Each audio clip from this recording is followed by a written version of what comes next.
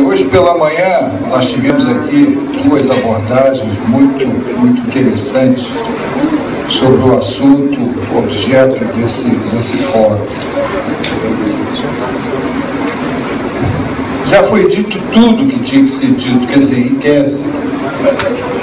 Já falou o Requião sobre a situação mais presente, mais atual. Falou o Aldo sobre todo o processo de globalização e neoliberal que atingiu o mundo de um modo geral, né? Desde, como disse ele, desde que Alexandre o Grande começou a promover essa globalização, conquistando o mundo antigo, passando por Roma, depois passando pelas nações colonialistas, né? Que Espanha também era uma nação colonialista, como a Inglaterra, como Portugal, né? Nós somos fruto do colonialismo português, assim como os países da América Latina. O México é fruto do colonialismo espanhol. E os Estados Unidos, né, e os outros países, muitos países da África, em particular, colonizados pelos ingleses, a África do Sul, aquela coisa toda. Então, somos todos frutos de um processo econômico e cultural chamado colonialismo. Passamos por tudo isso. Uns mais agressivos que os outros. Espanha liquidou os incas, liquidou os nativos mexicanos, os portugueses mataram, né, contra os missionários portugueses, mas mataram aqui os índios, segregaram os índios, tentaram escravizar os índios, não deu certo, escravizaram os negros da África e trouxeram para cá. Não esquecendo o seguinte, agora o nosso historiador cita o seguinte: uma das maiores perdas que nós tivemos em relação à cultura indígena foi que mudaram a cultura do povo indígena enquanto a política jesuítica. Pois é. É aquele um problema seríssimo que pouco se fala. Não, aliás, o Lourenço tocou muito bem isso, aquele povo que se sente ungido, né, para dirigir os povos menos, né, culturalmente avançados e que deveriam ser aculturados pelos colonizadores. Então, todos nós somos frutos disso. Claro que ao longo desse tempo todo, o mundo sofreu várias mudanças, a sociedade se transformou, a consciência de direitos, de liberdade se tornou mais presente e o colonialismo se transmudou para um colonialismo de força, de um colonialismo de força para um colonialismo financeiro, né? Muito mais insinuante e também muito pior do que o colonialismo de força. Porque o colonialismo de força impunha a vontade do colonizador pela ponta da baioneta, e naquela época acho que nem tinha baioneta, era pela ponta das espadas mesmo. E já o colonialismo atual é pelo dinheiro, e que isso faz com que se coopte muita gente dos nativos para que apoiem esse sistema. Então, hoje nós estamos vivendo um mundo desse tipo, e o consenso de Washington é exatamente o coroamento disso nos últimos tempos, né? O que o consenso de Washington mais ou menos, se não me falha a memória, exatamente trouxe ao nosso mundo atual? Primeiro, estabelecer o Estado mínimo. Segundo, abrir as economias.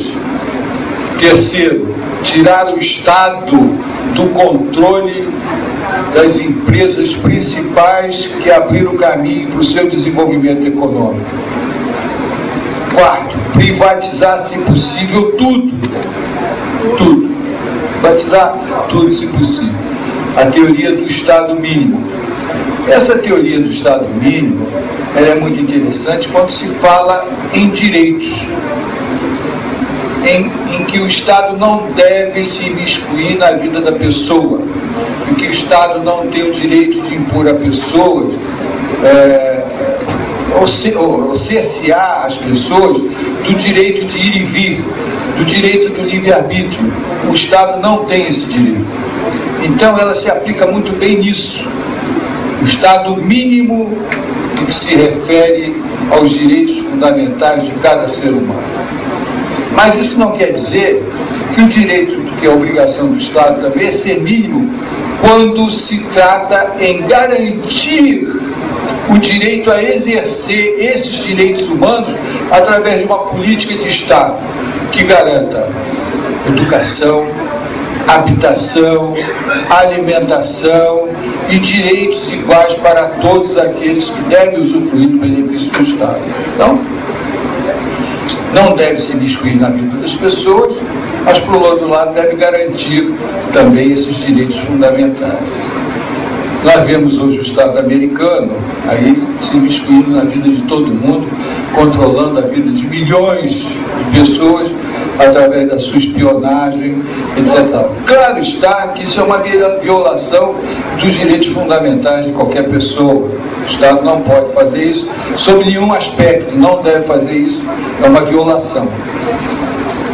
No nosso caso específico, no nosso caso, no caso mexicano, os estados querem se desincumbir dessa obrigação que tem de garantir o mínimo.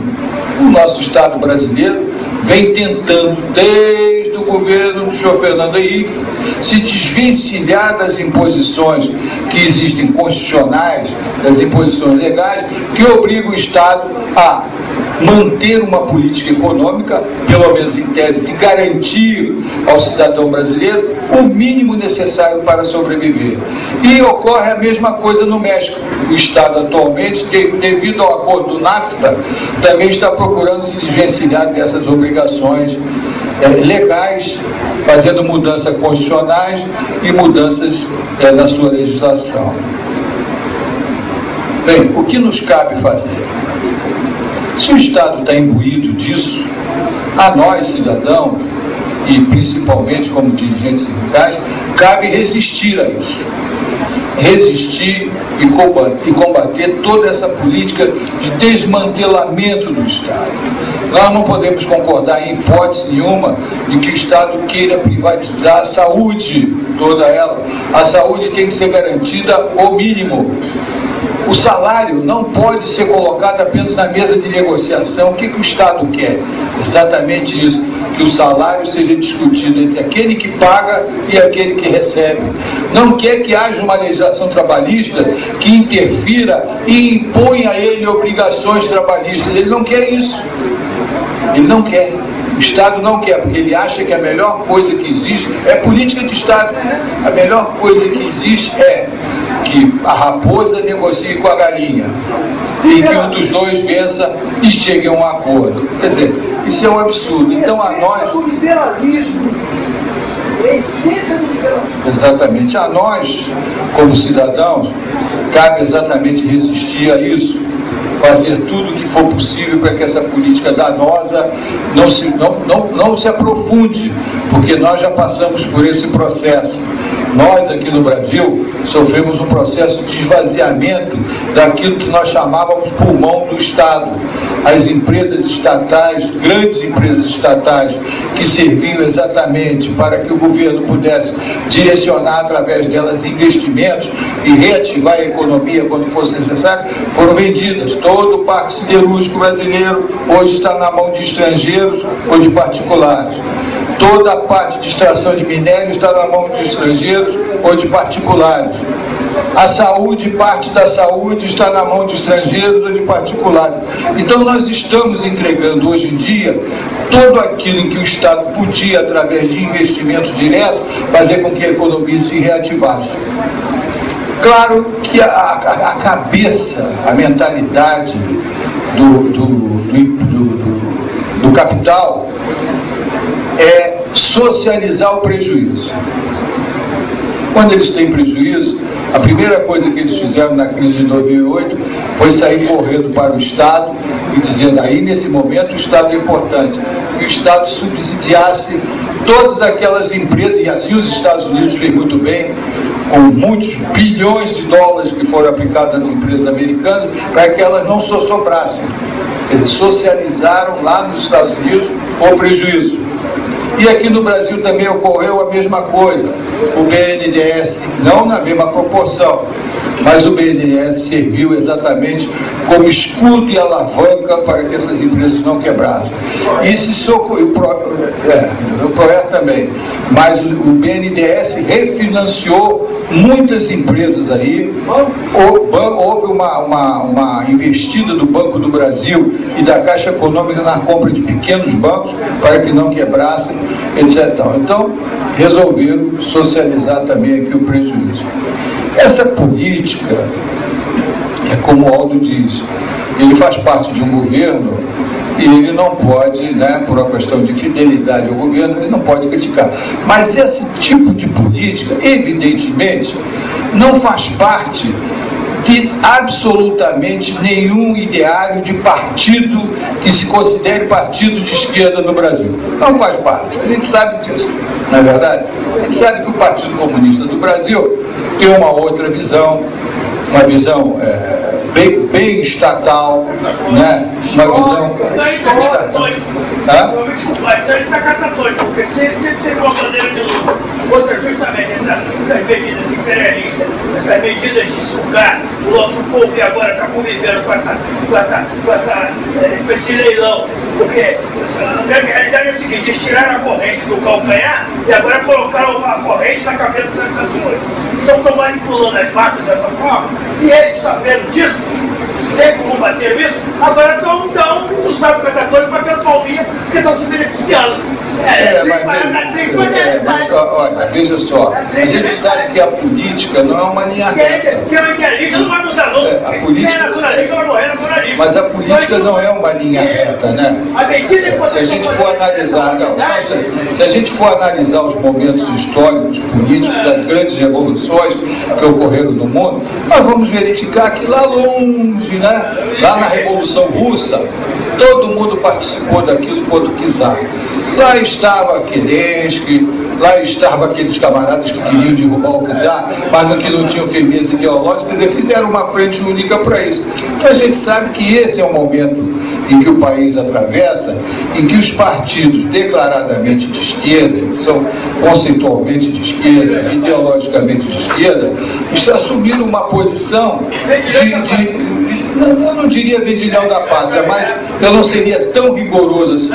Mas assim, assumiu uma posição de, em vez de evitar o pior, vamos procurar um pouco, evitar o menos ruim, né?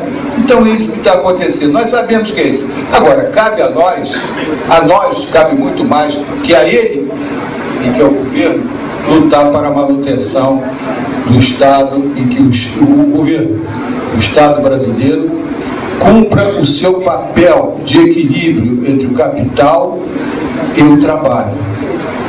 Entendo que nós evoluímos a um tal ponto que hoje não nos interessa mais nenhuma revolução bolchevista, nenhuma revolução marxista no país. Não nos interessa isso.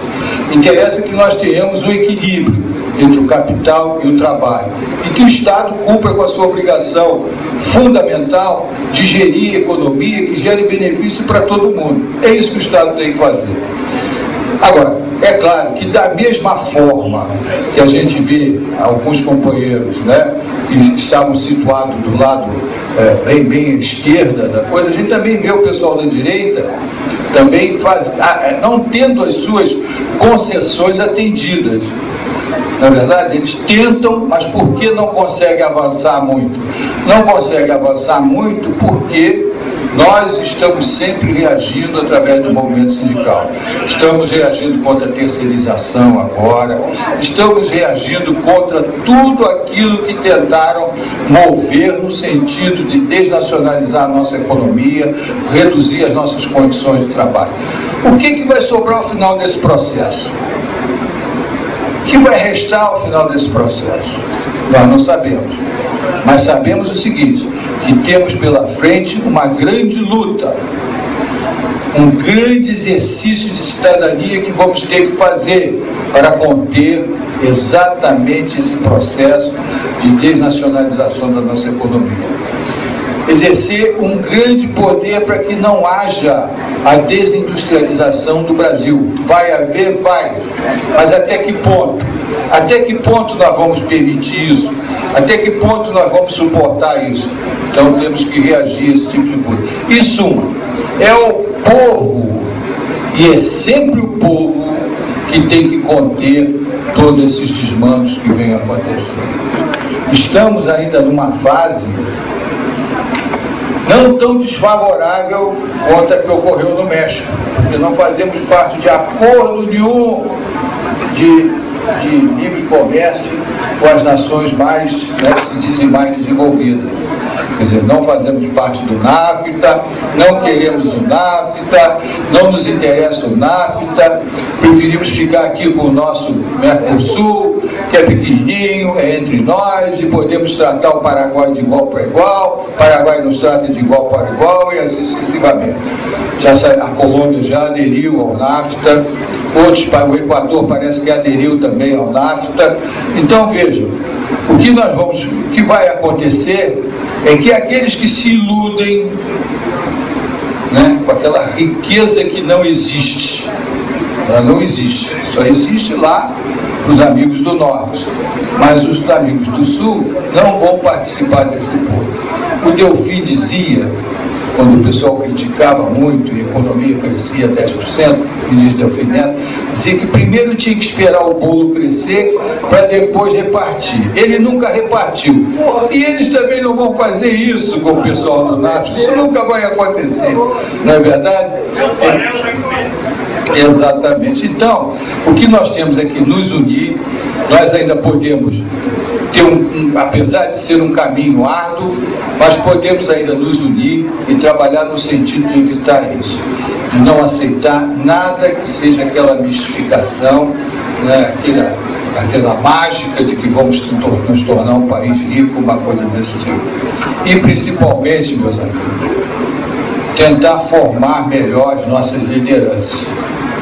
Eu me lembro, vou citar para vocês um exemplo que cala muito fundo, é que quando a Companhia Siderúrgica Nacional foi ser privatizada, a primeira coisa que fizeram foi distribuir dividendos aos seus empregados. E aí o sindicato do metalúrgico, o presidente do sindicato do metalúrgico, dizia, vamos ficar ricos, nós vamos ganhar ações da Companhia Siderúrgica Nacional e vamos ficar ricos. E realmente o programa premiou os funcionários da empresa com ações. Eu ganhei ações da companhia, entendeu? Para as quais eu não comprei nada. Era uma parte da minha mais-valia que me retornou na forma de ações. Muito bem. Então disse que todos os trabalhadores iriam ganhar muito dinheiro. E no dia que eu fui prestar depoimento na comissão de privatização do Senado Federal, eu falei sobre isso. E quando eu terminei de falar sobre isso, eu dizia, onde eu estava sentado, na casa onde eu estava sentado, e chegou o presidente do sindicato metalúrgico. E que aí perguntaram a ele, o senhor ouviu o que o seu colega, presidente do sindicato dos contabilistas, falou aqui sobre o processo de privatização, o dano que está causando ao Tesouro Nacional, o prejuízo que está trazendo à nação, aos quatro trabalhadores? Ele aí virou e disse o seguinte, olha, eu ouvi, mas não entendi nada do que ele disse. Mas o fato é que o trabalhador da CSN está muito satisfeito com o que vai receber, o trabalhador. Eu não me esqueço disso. Então, essa formação que nós estamos tentando propiciar neste fórum que está aqui, tá certo? Esse tipo de debate é exatamente para que as nossas mentes se abram para poder estar alerta contra todas as armadilhas que existem nesse processo e as tentações que existem nesse processo. É muito fácil cooptar um dirigente desprovido de formação ideológica, de qualquer formação, através de um suborno financeiro, de uma participação qualquer, de uma nomeação para um conselho diretor da empresa, uma coisa desse tipo, fazendo com que ele então passe a apoiar todas as iniciativas. Quer dizer, nós temos que deixar de ter uma política personalista para ter uma visão coletiva do nosso objetivo e da nossa obrigação como dirigente sindical. Ao longo da minha vida, eu tenho sentido muito isso.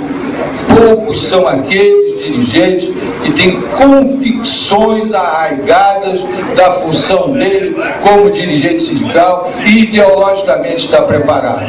Se ele não estiver preparado, ele senta numa mesa de negociação e vai aceitar aquilo que lhe é dito pelo outro lado. Basta que o outro lado lhe diga: olha, a partir de hoje nós temos aqui um presente, o senhor vai ter assistência médica gratuita para o senhor e toda a sua família. Então, com esses mimos que o capital faz, muitos dos companheiros, dirigentes sindicais, acabam se rendendo a isso em detrimento da grande massa de companheiros que ele tem que defender. Então, esse fórum, por favor, esse fórum tem esse objetivo. A gente ouvia aqui as agruras que passa o Brasil, as agruras que passa o México, começar a melhorar a nossa formação ideológica e podermos, na tribuna, podemos numa mesa de negociação, ou aonde estivermos, expor a nossa posição, entendeu? Crítica do processo que nós estamos vivendo. Esse é o nosso grande objetivo da realização desse fórum. Ele surgiu exatamente pelo fato de que lá no México nós ouvimos muita coisa que a crise econômica estava provocando lá. Então, essa discussão lá em Guadalajara foi que cimentou a realização desse fórum aqui com esse objetivo.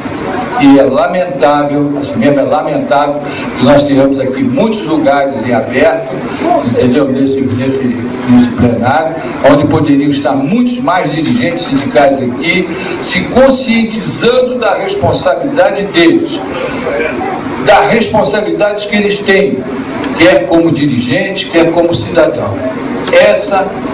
A gente não pode delegar, eles têm que ter esse tipo de responsabilidade. Então cabe a nós, daqui para diante, ou sempre que possível, chamar a atenção desses companheiros, ou pelo menos ajudar aqueles que o elegeram, ou os elegeram, para que elejam pessoas conscientes da sua responsabilidade, da sua obrigação, como temos que eleger os nossos representantes no Congresso, não é verdade? Então, nós também temos que atuar isso nas nossas entidades sindicais.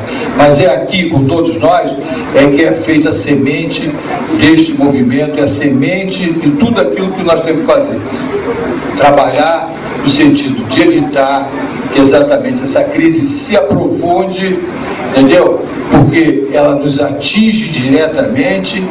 É difícil encontrar alguém que não tenha na sua casa uma pessoa desempregada, é difícil encontrar alguém que não tenha na sua casa um filho que não consegue emprego, apesar de ter todas as condições para conseguir emprego. É difícil você encontrar, porque neste momento, nesta crise, neste processo em que o neoliberalismo está aguçado, o homem não tem vez é o capital.